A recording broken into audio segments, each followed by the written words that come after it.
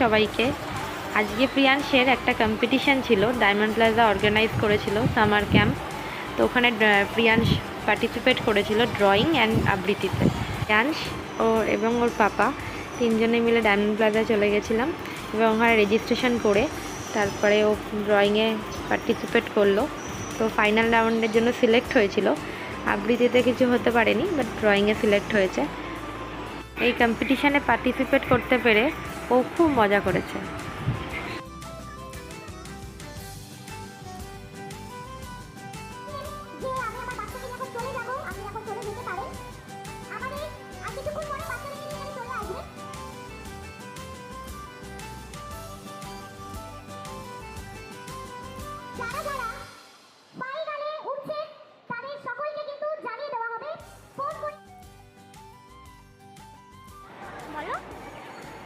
প্রশ্ন, রবীন্দ্রনাথ ঠাকুর মা গো আমায় ছুটি দিতে বল, সকাল থেকে বলেছে মেলা।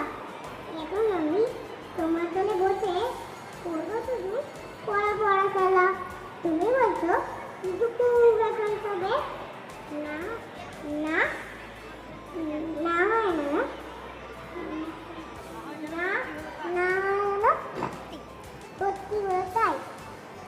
একদিনে কি দুপুরবেলা হলে বিকেল হলো মনে করতে নাই। থ্যাংক ইউ, খুব ভালো।